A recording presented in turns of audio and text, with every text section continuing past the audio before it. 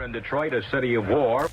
On the city's west side, a 150-block area is off limits to everybody.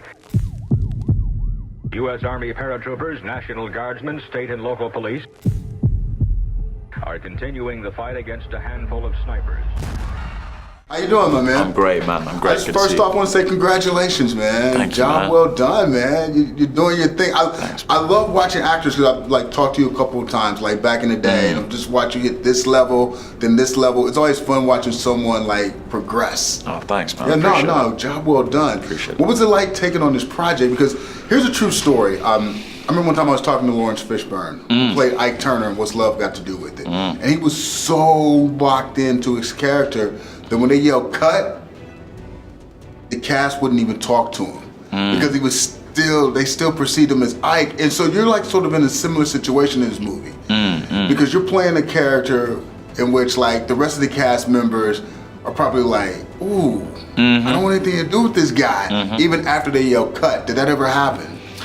You know, it's interesting. I think what we did before we even started shooting was come to a sort of agreement as a cast and as a collective to, you know, outline just our mutual respect and love for one another. We developed genuine friendships before we embarked on this journey, so that we knew whatever we captured on screen and whatever we were doing on set, you know, was never based on any truth. It was actually just supported by foundations of trust and, you know, a genuine sort of comfort around one another. I think without those foundations, we couldn't have gone to the extremes that we went to, you know, and if you're all gonna, you know, jump off the edge together, then you wanna be able to trust, you know, whoever's around you at that time, and that was important. You know, in the shooting of the scene, sometimes it was necessary for us to keep our distance, and it was very intense during, you know, that time, but once we called a cut and once it was a wrap, you know, we went back to, you know, just love and affection for each other. Yeah.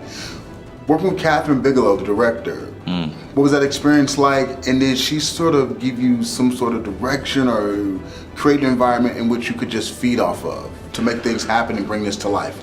Totally. To be honest, I don't think she could have directed the action or designed the experience for us any better.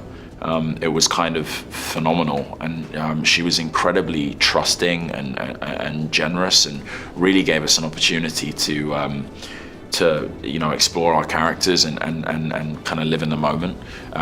It was the most sort of realistic and visceral experience I've ever been a part of, you know, Barry Ackroyd and his camera team as well just did an amazing job of sort of immersing themselves, you know, in the action, and I think that brought the audience into the story in a kind of unparalleled way, but they didn't impose on what we had to do, and they were invisible at times, so it made it very, very realistic for us, particularly when we were in that motel shooting the most intense period of the movie. Now, did you get a chance to spend much time in Detroit before filming or after, and what was that experience like?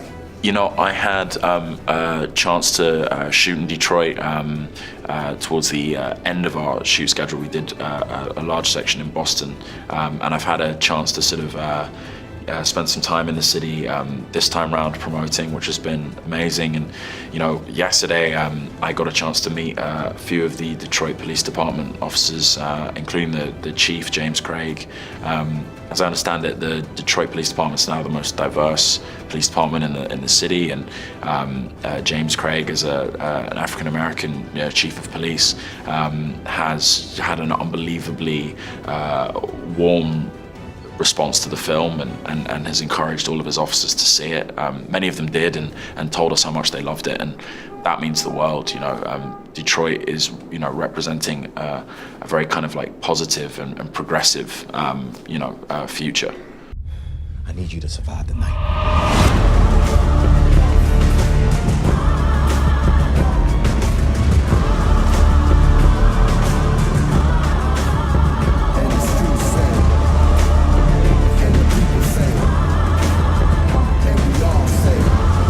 You think we're bluffing? We don't bluff.